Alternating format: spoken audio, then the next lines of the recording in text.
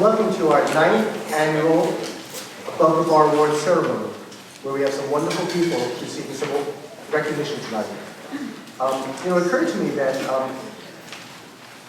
the practice of law is a people business. I mean, it's not just showing up to court and doing technical research. I mean, a lawyer makes a living by helping people come to them for aid and advice. And in order to do that, I think you have to be able to empathize with your clients to, properly assist them. But who empathizes with you? Well, I'll tell you this. We do right here, right now. We want to thank you. It's a small token of our appreciation for all you do for our community, for our country. And some of you, not all of you, are going to get recognized tonight. What lawyers do is all about serving others, service to people, to companies, and to communities. Each of this evening's honorees know that there is no higher honor than service, no greater reward than service, and no greater need than the need to serve others who need it. For centuries, people have turned to lawyers in times of need, and there are very few other professions that assure people that no matter what the problem, no matter what other people think, they will have someone by their side who will work solely on their behalf. I'm very proud of the work that all of you do. Lawyers, like the people in this room, represent the very best of the legal profession. You change lives by upholding the rule of law, guarding liberties, and fighting for fairness. You work in local, state, and federal government service and change America for the better. Thank you for joining us this evening, and thank you for everything you do to raise the bar of the legal profession. Thank you very much. The Pacesetter Award honors an attorney who exemplifies overall excellence in professional and community work, prominence in the Westchester legal profession, and determination to be as good an attorney as possible. This year's recipient, Jerry Ruderman, embodies all of the characteristics of a Pacesetter. Jerry was the managing partner of Wilson Elser's White Plains office for 18 years, and under Jerry's management and guidance, the firm's White Plains office expanded from 15 attorneys to over 150, becoming the largest office of the largest firms in the county. Jerry also served as a member of the firm's executive committee and of its operations group until his transition to counsel. Jerry continues to practice, but as he did during when he was managing partner, he devotes a significant amount of time to serving both the community and the bar. He is a past president of the Westchester County Bar Association and a former chair of the Westchester County Human Rights Commission. He presently serves as chairman of the Grievance Committee for the 9th Judicial District and is a member of the Chief Judge's Statewide Grievance Review Committee. And in his spare time, Jerry serves on the Cornell Board of Trustees and the Case University Law School Board of Visitors. For Jerry's continuing efforts on behalf of the bar, his devotion to excellence in the practice of law, tonight we honor him with the Pacesetter Award. Please join me in saying congratulations. As Kelly indicated, I have been chairman of the Grievance Committee for the 9th Judicial District for the last 3 years and was appointed by Chief Judge Littman in March this year to the statewide committee on grievances. The issues that the committee is addressing are, one, the disparity of treatment within the 4 judicial departments of claims against attorneys. The procedures are different, the processes are different, and often the results are different. So the first subcommittee is dealing with the issue of how to sync these different appellate division programs into one set of rules for the entire state of New York. But this could be very significant as to how the grievances are handled in the state. The second subcommittee is dealing with the issue of how quickly grievances are resolved. And the bottom line is that they're not resolved quickly enough, many of them drag on, and the grievance procedure loses significance and importance. And the third subcommittee, which I'm on personally, involved with the transparency of the processes before the committee. Now, there's a section of the law, Section 90 of the judicial law, that says all grievance procedures are private, except those that go to the appellate division, and for which you can read in the Law Journal. There's two for Brooklyn in today's Law Journal. There's some thought that most states in this country, and this is what the speaker was talking about today, have opened these processes, and the state of New York is looking carefully at opening additional parts of the process, which would include discipline short of removal, suspension, or disbarment. Also setting up a website on the OCA to provide the community at large with an opportunity to find out what grievances are against which attorney. So my message is this: there's a committee out there. There are going to be a lot of changes. There's going to be a report that goes public in September.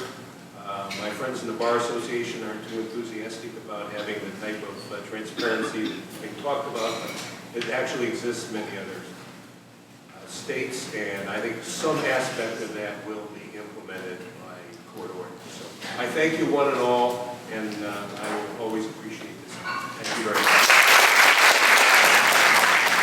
Tanya Brindell has been such an active leader in the legal community and has had such a significant history of pro bono legal service, working tirelessly to help victims of domestic violence, elder abuse, and child abuse, that it was no surprise to her colleagues and friends in the Westchester Women's Bar Association, and I'm sure no surprise to anyone else, that she would be the superlative candidate for the Above the Bar Most Socially Conscious Award.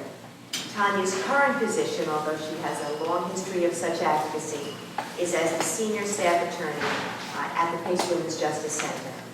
Tanya trains and supervises volunteer attorneys on the Pace Women's Justice Center's legal hotline, which provides telephone guidance and assistance to callers experiencing domestic abuse in a myriad of different settings.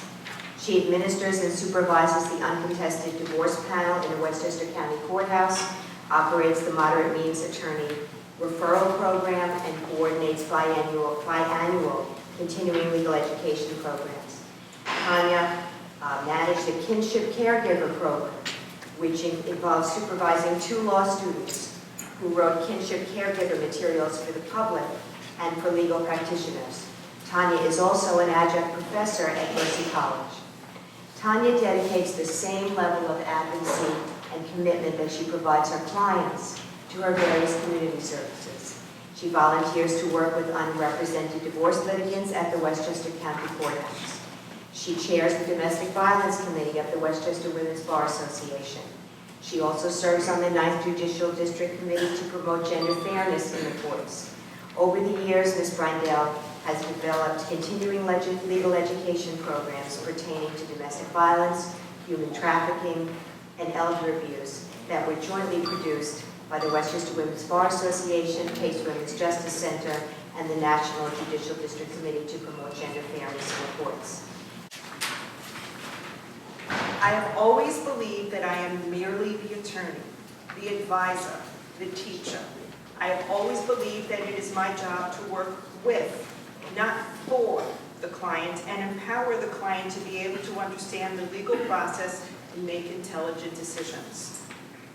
12 years ago, I was solicited to volunteer at the Pace Women's Justice Center, and shortly thereafter, I was hired. I am fortunate to work with a group of wonderful people who work together to advocate on behalf of clients who are unable to advocate for themselves. Working at the center is truly a group effort, and the work we do could not be accomplished without such a wonderful core of dedicated people. So, if you look at my background, there really is no way I could have pursued any other career path. This is why I am both honored and shocked to be here. I don't think I did anything other than what I was destined to do. So Barry is the leading healthcare attorney. And that is the award he's going to get. And anyone who looks at Gary's resume should be impressed, rightfully so. In fact, he, like many awardees, is well known in our legal community due to his legal work, his service as an adjunct professor at Pace University's graduate school, and his participation in Bar Association committees. And these are activities he does on both a state and local level. Indeed, he's a frequent lecturer and has published chapters and articles for both the legal and medical communities. So he is very well versed in what he does. But what stands out most about Gary is that he really practices what he preaches. And I know that's a cliche, but in this case, it's true. And to quote the letter nominating him, one factor that sets Gary apart from others in his field is that because of his familial connection to the industry, he's very understanding of doctors' work schedules and navigates around them. He makes himself available whenever and wherever is convenient for his clients, even if that means having meetings outside of an operating room at 7:30 in the morning. So Gary, I do have one question for you. It's rhetorical. Do you sleep? My father was an old-time Marcus Welby type family doctor who made house calls. And as a young child, I used to go on those house calls with him on Sunday mornings. And he had an interesting sense of humor. He used to put the stethoscope around my neck, give me his black doctor bag, put me at the front door of the patient's house, ring the doorbell, and say, when they open the door, say, "Good morning, I'm Dr. Sassy." And he would step to the side, and this would happen, and the door would open, and he would laugh. And he had a wonderful relationship with his patients, and they would laugh. I didn't laugh. For a kid, that was pretty humiliating, but maybe that explains why my career choice was not to go into the family business of medicine after that sort of a childhood. But what I did see on those occasions was a professional, a true professional, who was dedicated to his profession, who was dedicated to his patients, who was dedicated to the work that he did, and brought a tremendous, tremendous passion and love to what he did, with the ultimate goal of helping people. And as an attorney, as a JD for MDs rather than an MD, I've always tried to do the same thing in my professional life as well as in my side life, which is the emergency medical technician work that I do and then other activities that I'm involved in. But again, it's that commitment to the profession, to my clients. We live in a very, very challenging time, a time full of change when it comes to healthcare. There are issues that have arisen for the providers, the doctors, as well as patients. Some things are for the better. Unfortunately, a lot of them are not for the better, or at least are in transition. And my goal is to provide the absolute best care to my patients. That's what my father would say.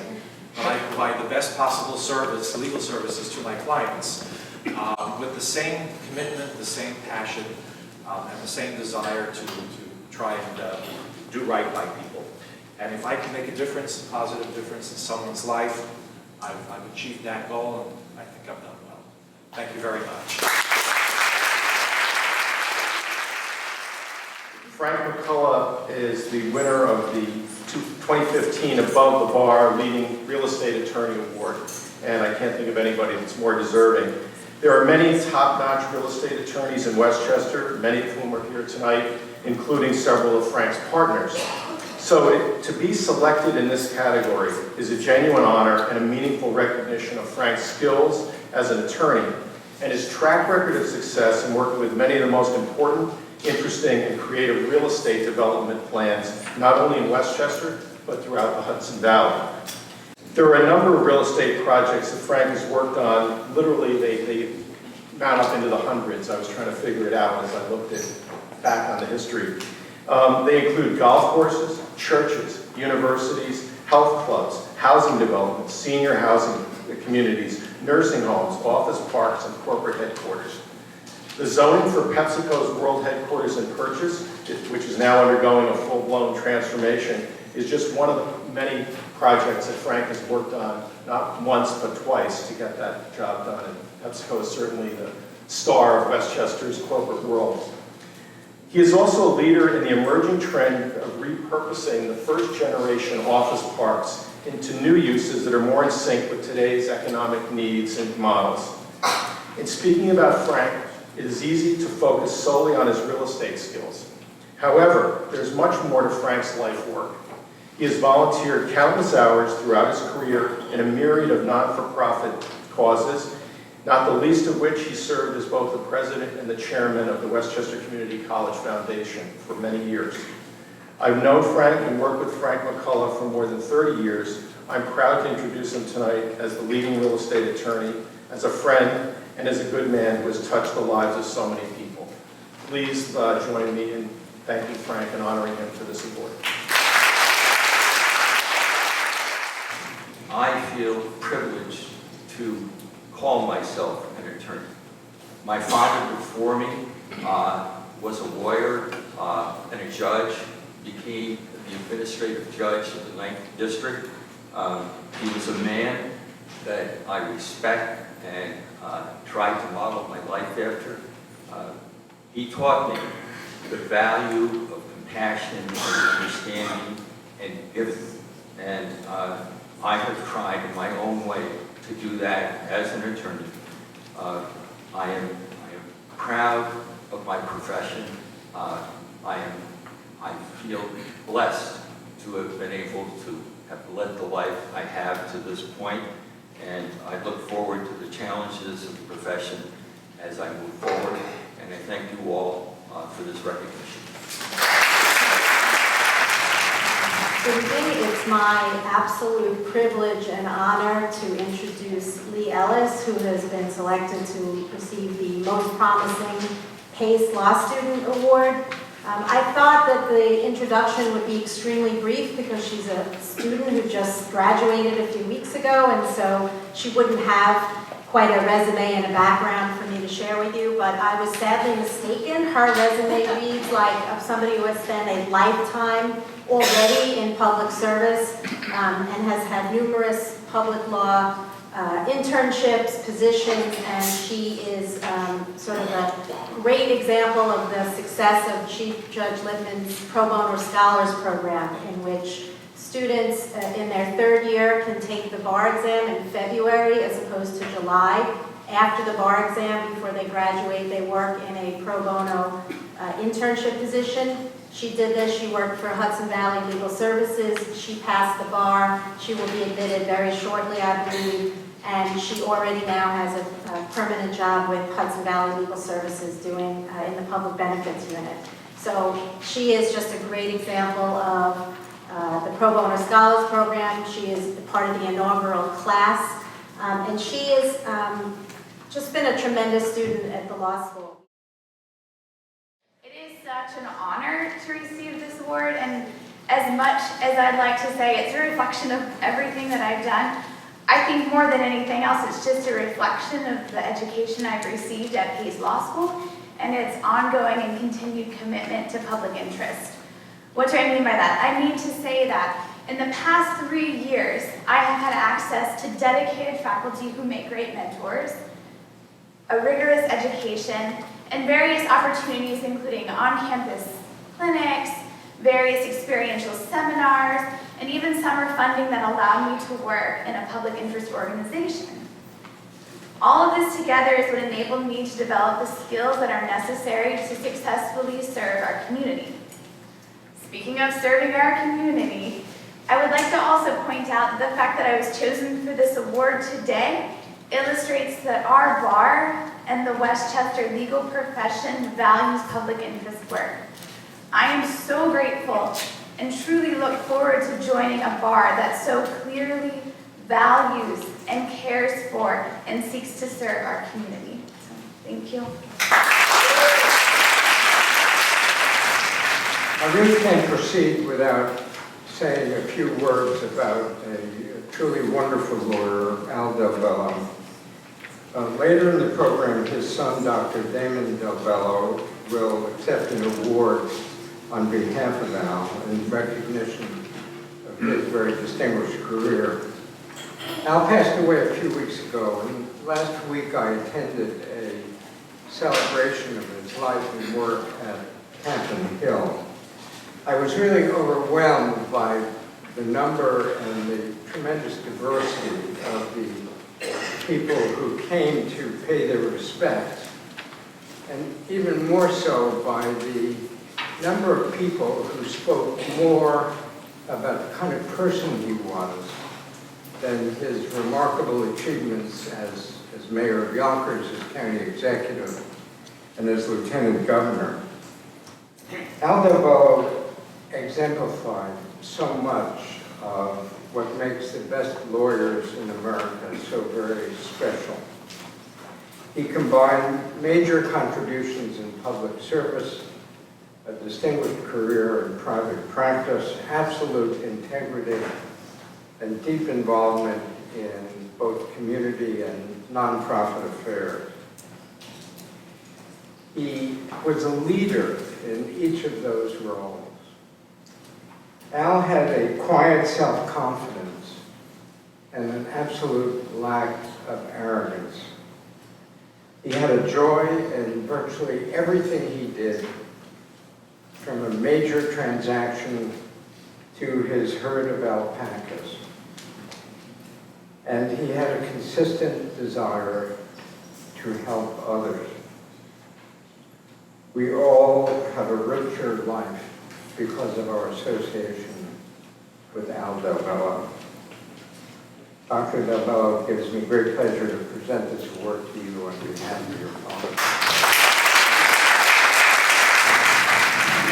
Thank you, President Friedman. Thank you very much, judges and all of you here tonight. Thank you for recognizing my father and his accomplishments over the years. Like Gary, I'm the MD in a family of JDs. I didn't follow my father nor my grandfather's footsteps, but I do remember having a lot of conversations with him when I was younger about the importance of being a professional. And one of the things that is remarkable about my father is that the desire to help people was truly his primary motivation. And I know you hear a lot about all of us professionals who want to help people, but it was the truth with him. It really was primary. But he did get a lot of satisfaction out of helping all the individuals over the years, and there were thousands of them that he helped on a one-on-one basis, but he needed to help people on a more societal basis. And that's what really motivated him into public service and into politics and into government. And when that became, when circumstances changed and he needed to make a move, he moved into the corporate world, and he did so into a situation where he was working on the environment and worked in resource recovery, building plants that helped thousands of people and helped the environment. And when circumstances changed in the corporate world, he went into private practice and worked in real estate and development. So throughout his life, he maintained that goal, that desire to help people on a very large scale. So with that, again, I want to thank you all. Thank you, President, and thank you for this honor.